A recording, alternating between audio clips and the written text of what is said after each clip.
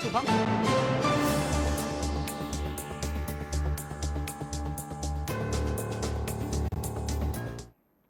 रुक करते हैं अगली खबर की ओर। ये खबर बांदा से है, जहां पुलिस भर्ती परीक्षा को लेकर के अलर्ट मोड पर पुलिस प्रशासन एसपी ने पेच कसे हैं। बता दें कि जिले में 10 परीक्षा केंद्रों में से 2 पालियों में परीक्षा संपन्न होगी। वहीं रेलवे स्टेशन और बस अड्डे पर पुलिस तैनात है।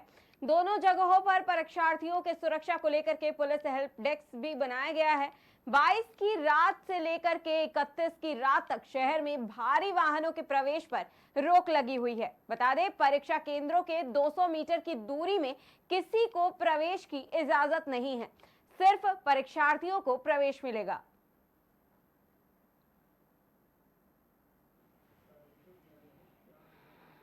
देखिए, आप सभी जानते हैं कि 5 दिन के लिए जो पुलिस परीक्षा है वो कल से चालू होने वाली है।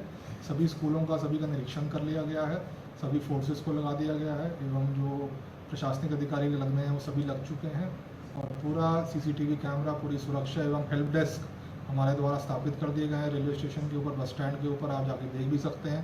जितने कैंडिडेट आ रहे हैं उनके लिए सुविधा के लिए पूरे रास्तों पर डाइवर्जन है। हैवी ट्रैफिक्स को हम अलाउ नहीं कर रहे हैं इन सभी दिनों के अंदर, ताकि जाम की व्यवस्था उसमें ना लगे और लोग अपने समय से अपने सेंटर पर पहुंच जाएं। तो पूरा सुरक्षित एवं ट्रैफिक फ्री हम इसको कराने की कोशिश कर रहे हैं कि जिस दिन भी 5 दिन ये एग्ज़ाम हो उसमें किसी कैंडिडेट को कोई दिक्कत ना आए। सभी जो कैंडिडेट्स हैं सिर्फ उन्हीं को अंदर अलाउ किया जाएगा।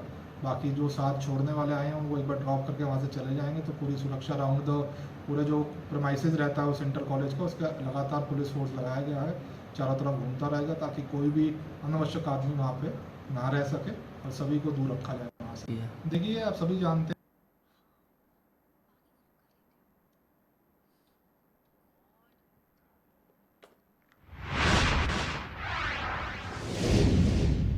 रुक करते हैं अगली खबर की ओर। ये खबर अयोध्या से है, जहां रामनगरी अयोध्या में राम पथ और भक्ति पथ से लाखों रुपयों की फैंसी लाइट चोरी होने के मामले का खुलासा किया गया है। पुलिस जांच के सामने आया है कि लाइट चोरी के आरोप निराधार हैं। वहीं विकास प्राधिकरण ने जांच के बाद कंपनी के खिलाफ थाना राम जन्मभूमि में धोखाधड़ी सहित अन्य मामलों में मुकदमा दर्ज कराया है। इस पर मामले की जांच भी शुरू की गई है। अब पुलिस जांच में सामने आया है कि कंपनी की शिकायत निराधार है।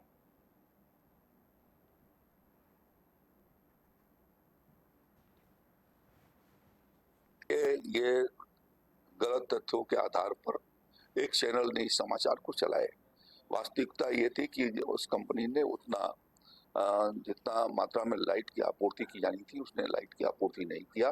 उसकी जांच कराई जा रही है और कंपनी को इसके पहले भी ये बताया गया था शुरू के दौर में कि आपका वो नंबर जो आप कहते हैं कि इतना हमने लगाया है वो नहीं है। तो प्रशासन उस पर कार्रवाई कर रहा है, उसकी जांच चल रही है और अभी तक उनका कोई भुगतान इस संदर्भ में नहीं किया गया। यानी बीजेपी सरकार में जो भी अधिकारी दोषी होगा इस पर कार्रवाई होगी? कोई भी दोषी होगा, कंपनी दोषी होगी तो कंपनी के खिलाफ भी कार्रवाई होगी, अधिकारी दोषी होगा तो अधिकारी के खिलाफ कार्रवाई होगी। ये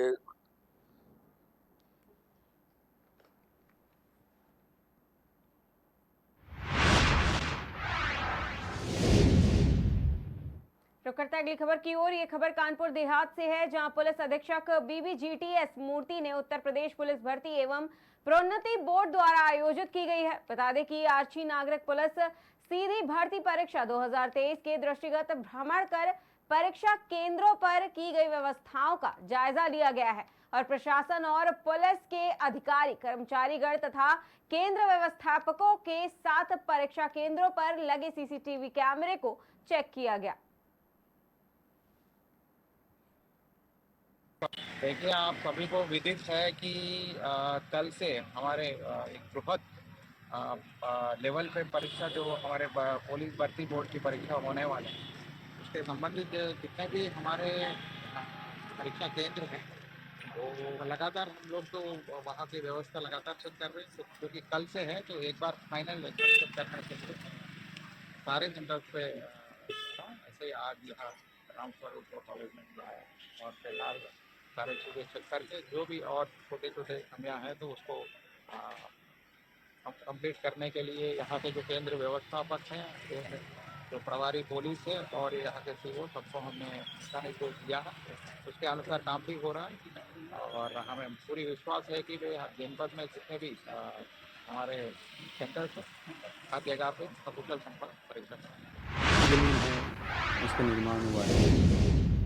रुक करते हैं अगली खबर की ओर। ये खबर अयोध्या से है, जहां भदरसा कस्बे में आज बुलडोजर चलेगा। बता दें कि बालिका के गैंगरेप केस के मुख्य आरोपी मोईद खान की अवैध संपत्ति पर बुलडोजर चलने वाला है। कब्रिस्तान की भूमि के कब्जेदारी पर भी बुलडोजर चल सकता है। वहीं मोईद खान के भाई समेत कई लोगों ने कब्जा कर मकान बनाए हैं। तालाब की जमीनों से और नक्शा ना पास होने के बाद आज मोईद खान के शॉपिंग कॉम्प्लेक्स पर भी बुलडोजर चलेगा। शॉपिंग कॉम्प्लेक्स के पास बुलडोजर पहुंच भी गया है। आपको बता दें कि मंगलवार को प्रशासन की तरफ से अवैध कब्जा हटाने के लिए 24 घंटे का अल्टीमेटम भी दिया गया था।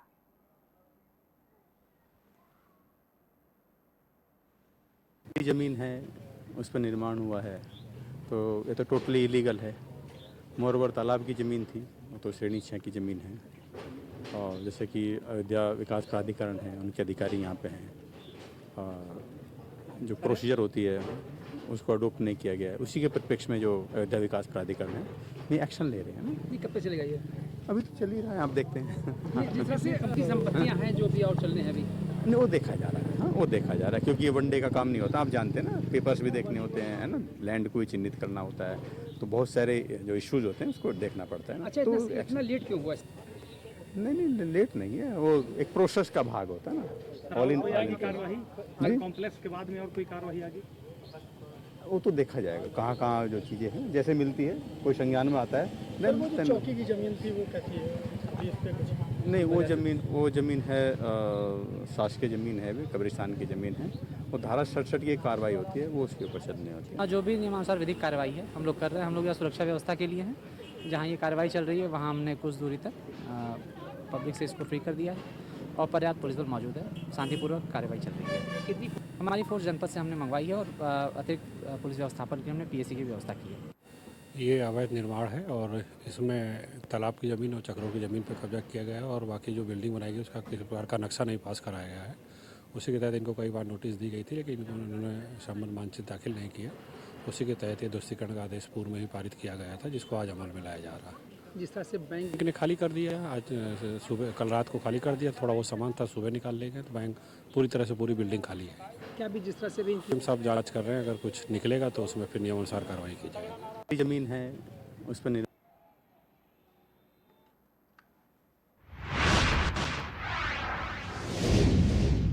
रुक करते हैं अगली खबर की ओर। ये खबर कानपुर देहात से है, जहां भोगनीपुर बार एसोसिएशन के पदाधिकारियों समेत वकीलों की कलम बंद हड़ताल हुई है। बता दें कि अधिवक्ता पुष्कल पराग दुबे के खिलाफ मुकदमे दर्ज करने पर अधिवक्ता विरोध जता रहे हैं। वकीलों ने दर्ज मुकदमे को राजनीतिक षड्यंत्र और साजिश बताया है। वकीलों ने मुख्यमंत्री योगी आदित्यनाथ से निष्पक्ष जांच की मांग भी की है।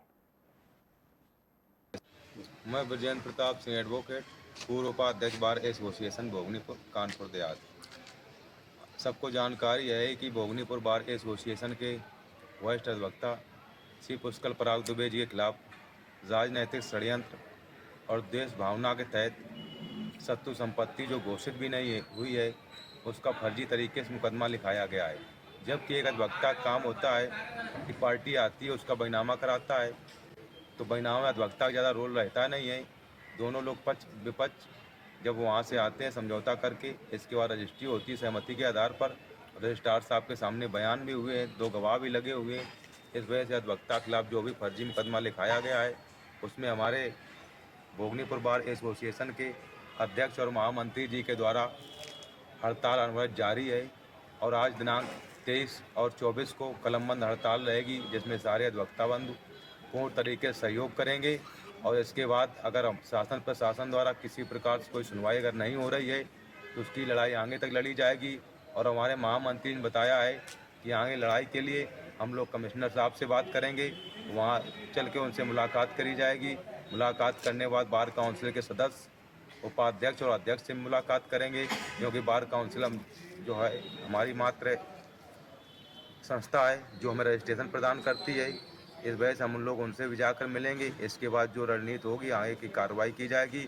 और अभी तक कानपुर देहात में जो हड़ताल हुई थी, पिछली बार कानपुर देहात जिले की सभी 4 तहसीलों के अधिवक्ताओं ने पूरी तरीके से सहयोग और समर्थन दिया था और आगे भी समर्थन देने के लिए कहा है। और इसके लिए जो भी लड़ाई होगी कानपुर देहात से बढ़ कर के, अगर किसी प्रकार से कोई सुनवाई नहीं होती है तो पूरे प्रदेश भर में अधिवक्ताओं से सहयोग और समर्थन मांगा जाएगा और लड़ाई लड़ी जाएगी, क्योंकि अधिवक्ता पूरी तरीके से निर्दोष है। उनको राजनीतिक द्वेष भावना तक फर्जी तरीके से बताया गया है। मैं ब्रजेंद्र प्रताप।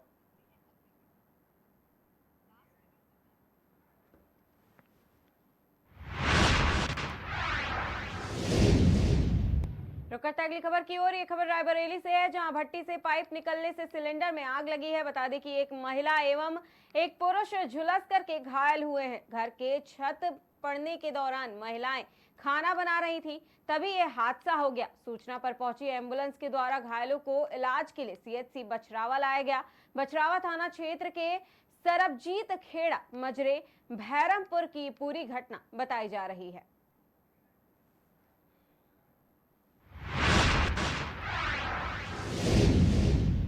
रुकता अगली खबर की ओर। ये खबर कानपुर देहात से है, जहां नवाबगंज से लेकर के कंपनी बाग चौराहे तक कैंडल मार्च रैली निकाली गई। बता दें, कोलकाता में डॉक्टर के साथ रेप की घटना हुई थी, उसको लेकर के पूरे देश की जनता में भी शोक की लहर देखने को मिल रही है। सभी लोग अपने हाथों में कैंडल लेकर डॉक्टर को न्याय दिलाने को लेकर के नारे लगाते हुए पैदल मार्च में दिखाई दिए हैं। रैली में श्वेता चौहान, निशु गुप्ता, दीपक कुमार और सभी लोग शामिल हुए। विधायक नीलिमा कटियार ने बताया कि देश की जनता में शोक की लहर है।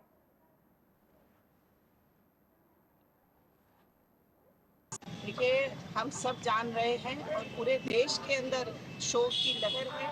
पूरे देश के अंदर और विशेष रूप से जो महिला है, मातृशक्ति है, वो बहुत कष्ट में है। डॉक्टर मौमिता के साथ जो घटना पश्चिम बंगाल के अंदर हुई है, एक बेटी के साथ, एक प्रतिभावान बेटी के साथ, जो एक योग्य चिकित्सक बन गई थी और घंटों सेवा करने के बाद उसके साथ ये काम हुआ, बहुत पीड़ादायक है, बहुत कष्टदायक है। और इसके बाद ये कष्ट कई गुना बढ़ गया जब वहाँ की निर्दयी निर्मम जो ममता दीदी मुख्यमंत्री हैं, उन्होंने जिस प्रकार का आचरण किया, सरकार की व्यवस्था ने पश्चिम बंगाल की जिस प्रकार का आचरण, माने हजारों की भीड़ उस अस्पताल के अंदर केवल और केवल सबूत मिटाने के उद्देश्य से घुस गई। वहाँ के प्रिंसिपल को किस प्रकार से ओब्लाइज करने का प्रयास किया गया।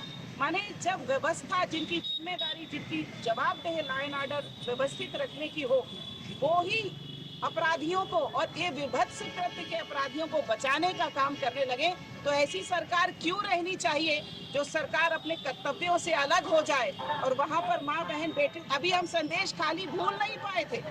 पश्चिम बंगाल का जो संदेश खाली था और जहाँ पर इस लंबी श्रृंखला ये जो अराजक तत्व थे जिन्होंने करी थी, और उनको ही बचाने का काम पश्चिम बंगाल की व्यवस्था ने किया था। अभी देश संदेश खाली भूला नहीं था कि डॉक्टर ममता का ये कष्ट देश के ऊपर आया है। हम सब ने यहाँ 2 मिनट का मौन रखा है। उनके माता पिता को यहाँ से एक मिल नहीं सकती सांत्वना जो उनका गया है, लेकिन पूरे देश की मातृशक्ति का संबल उनके कष्ट के साथ जुड़कर, और ऐसी सरकार को पल भर भी रहने का नैतिक दायित्व नहीं है। नैतिक दायित्व नहीं, इसलिए मैं कह रही हूँ कि घटना हो गई, वो हो गई, ठीक है, लेकिन उसके बाद जो आपका आचरण रहा वो क्षमा योग्य नहीं रहा। देखिए, हम